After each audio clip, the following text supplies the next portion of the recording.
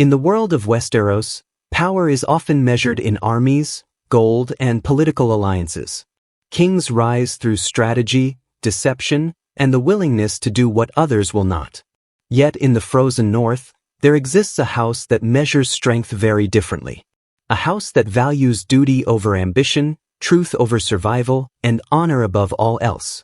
House Stark. For thousands of years, the Starks ruled the North not through fear, but through a code, a rigid moral framework shaped by harsh winters, isolation, and the constant struggle for survival. Their words are simple: winter is coming. But beneath those words lies something deeper. A worldview built on responsibility, sacrifice, and an almost unbreakable sense of duty. And yet, throughout the history of Westeros, this very code of honor seems to lead the Starks not to victory, but to tragedy. So the question is unavoidable. Is honor truly a virtue in the world of Game of Thrones, or is it a fatal evolutionary disadvantage? Today, we explore the hidden psychology behind House Stark, and why their greatest strength may also be the reason they were doomed from the very beginning. And if you enjoy these deep dives into the hidden truths of Westeros, consider leaving a like and subscribing. Every record uncovered helps us continue the investigation. To understand the Stark mindset, we have to begin with the environment that shaped them. The North is not like the rest of Westeros. It is vast, cold, and unforgiving. Winters can last for years, wiping out entire populations if communities are not tightly bound together. In such an environment, survival depends on trust, loyalty, and cooperation. Deception is not just immoral, it is dangerous. Over generations, this created what we might call a culture of honor. A system where reputation is everything, promises are sacred, and justice must be visible and personal. This is why the Starks follow a tradition unlike any other house. The man who passes the sentence should swing the sword. This belief reinforces accountability. Leaders cannot hide behind power. They must face the consequences of their decisions directly. It creates rulers who are respected, but also psychologically conditioned to see the world in moral absolutes. Right and wrong, loyalty and betrayal, honor and dishonor. But while this mindset works in the North, it becomes dangerously maladaptive in the political ecosystem of King's Landing, a place where survival depends not on honesty, but on perception, manipulation, and strategic alliances. And no Stark represents this clash more clearly than Eddard Stark. When Ned arrives in King's Landing as Hand of the King, he brings with him the moral framework of the North. He assumes that truth has power, that justice will prevail if exposed, that others will act with at least some level of integrity. But King's Landing operates under entirely different rules. Here, power resides where men believe it resides. Alliances are built on convenience, not trust. And information is more valuable than honor. Ned's downfall was not simply that he was honorable. It was that he could not adapt his perception to a world where honor was not the dominant currency. Psychologically, this represents a cognitive rigidity, a deeply ingrained worldview shaped by decades of reinforcement. Ned interprets people through a moral lens rather than a strategic one. He judges character instead of capability. This becomes painfully clear in his interactions with Varys. Varys offers Ned information, warnings, and potential alliance. He operates through pragmatism, understanding that survival requires flexibility.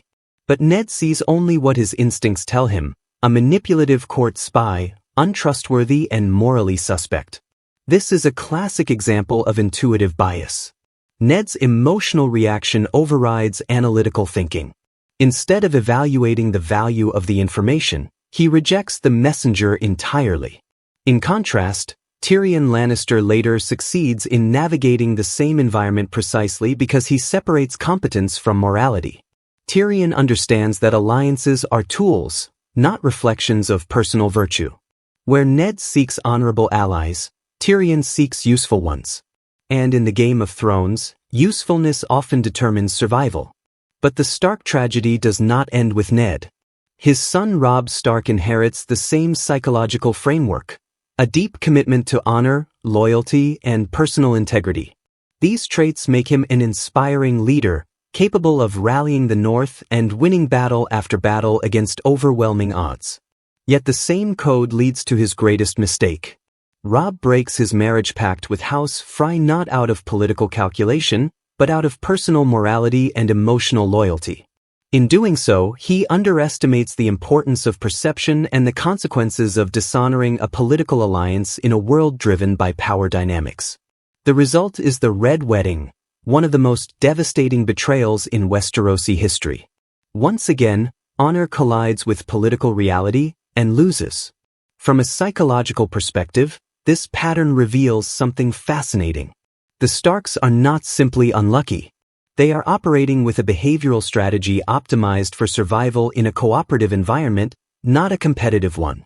In evolutionary terms, their traits are adaptive in stable, trust-based societies but become liabilities in environments dominated by deception and short-term strategy. In other words, the Starks are playing a long-term moral game in a world dominated by short-term political survival. And this creates what we might call the Stark paradox. Their honor inspires loyalty, but also makes them predictable. Their integrity earns respect, but also invites exploitation. Their refusal to compromise makes them morally admirable and strategically vulnerable. Yet despite their repeated tragedies, the Stark legacy endures. Because while honor may fail in the short term, it builds something far more powerful in the long run: legitimacy. The North remembers. The Stark name carries trust, loyalty, and a sense of justice that no amount of political maneuvering can fully erase. This suggests that honor is not purely a weakness. It is a strategy with a different timescale, one that sacrifices immediate survival for long-term stability and cultural resilience. Perhaps that is why, even after betrayals, wars, and near extinction, the Stark identity persists. Because their values are not just political tools, they are cultural foundations. So were the Starks doomed from the start? In the brutal political landscape of southern Westeros, perhaps yes. Their psychological rigidity and moral absolutism made them ill-equipped to navigate a world built on deception. But in the broader arc of history, their honor may be exactly what ensures their legacy survives when others fade into memory. Because power built on fear can crumble. Power built on manipulation can collapse. But power built on trust can endure for generations. House Stark reminds us that honor is not always the path to survival. But it may be the path to something far rarer: meaning. So the next time you hear the words "winter is coming," remember that they are not just a warning of cold and darkness. They are a reminder of a worldview forged in hardship, where duty comes before ambition and integrity comes before power. A worldview that may lose the game, but never loses itself. If you enjoyed this investigation into the psychology of House Stark, let me know in the comments what mystery we should explore next. Until the next record is uncovered, stay curious.